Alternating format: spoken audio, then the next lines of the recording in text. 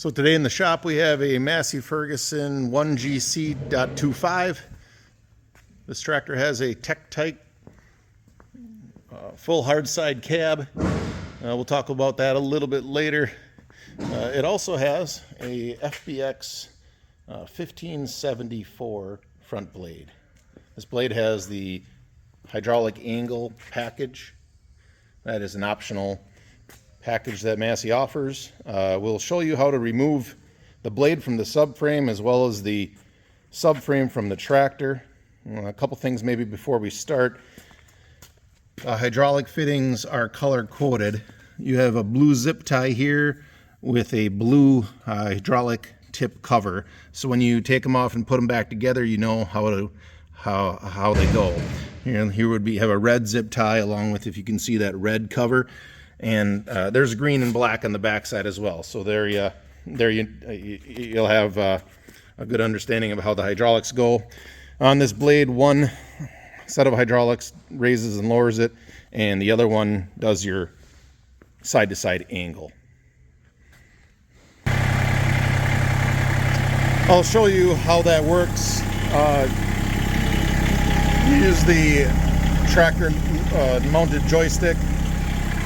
And that would be the same joystick that you use for your loader control. It's the same hydraulic hookup as your loader control. And if you pull back on the lever, the blade goes up. If you go down, the blade goes down. Or forward, the blade goes down. And you have right and left control right on your joystick.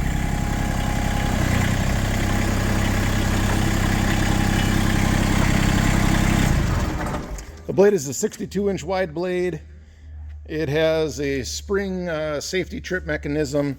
It's got some good sized skid shoes on each side. It's got a replaceable cutting edge in the front. And now we'll go ahead and show you how to remove the blade from the subframe. So keeping the subframe on the tractor and then removing the blade from it. And I got Jake here to help us out and show you how to do that. Okay, so removing just the attachment from the frame, you're going to pull out this spring pin on each side, and then our hydraulic rotate lines, which would be our blue and green.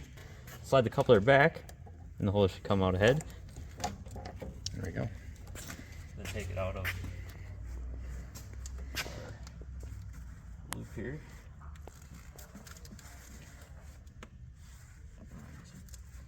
There it is.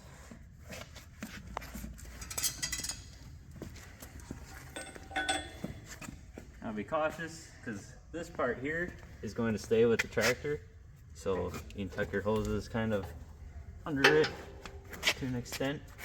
There we go. When you're going back.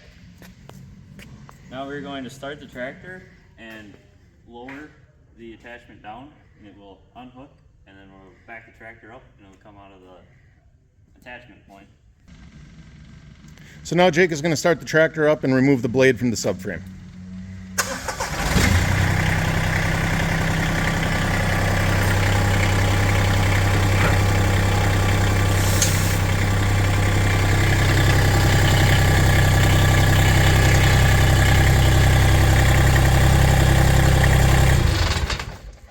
So you can see the blade is completely removed from the subframe. Now that's the same subframe on this tractor that you would use for the snowblower or the front-mounted broom. And you can see how the hoses right here would have to be fished out underneath to be to clear it completely. So now we're going to drive the tractor back forward and hook back onto the blade.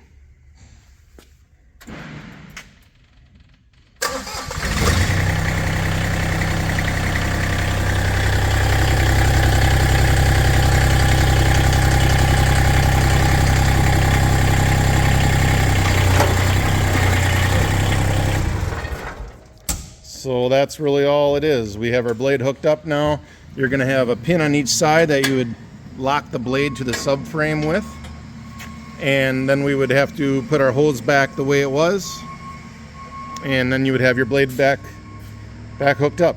So now we're gonna go ahead and hook that hose back up, and then we're gonna show you how to remove the blade and subframe. Okay, so now we're gonna go through the process of showing you how to remove the blade and the subframe while it's attached from the tractor. The first thing, Jake will show us what the first thing is.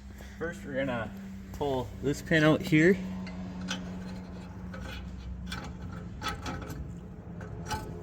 And drop this foot down and reinstall the pin. So that foot is attached to the back of the subframe, and it just supports the back of the subframe. It just is a 3-4 inch foot that pivots straight down.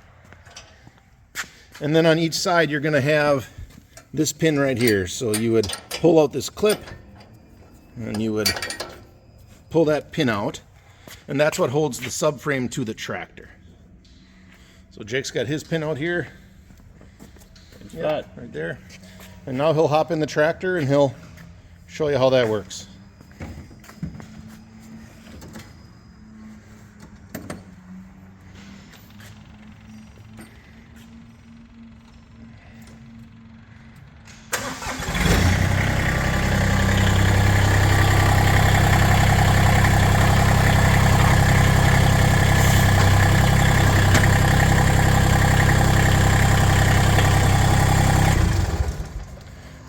Okay, so we have right now the subframe removed from the tractor. The hoses are still connected just for the sake of the video here. But right now, if we were to remove our hydraulic hoses, we would be able to completely back away from the subframe.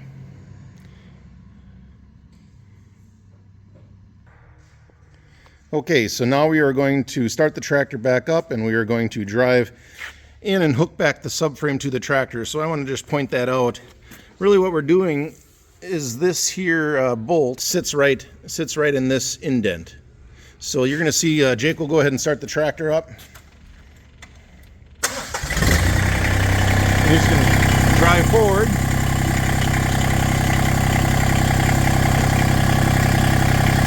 And then he's going to actually raise the blade. And when he raises the blade, there we go, that bolt head actually sits right in there.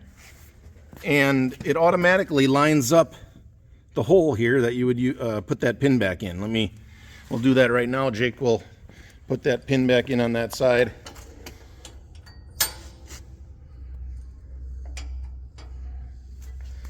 And you would do the same with the pin we got sitting here. We'll put that pin right on this side, and after that we would pivot that foot back up, and that's all there's to it. I wanted to quick highlight the Tektite cab. It's a full hard side cab. You can see it's got hard back window, hard side doors, automotive style latches. This cab actually comes standard with work light, a front work light kit, a front windshield wiper. This one also has the hot water heater in it. And a nice feature of this cab is it's got the controls mounted up here in the headliner for your windshield wiper, your work lights, as well as your fan or your heater. There's a lot of visibility in this cab.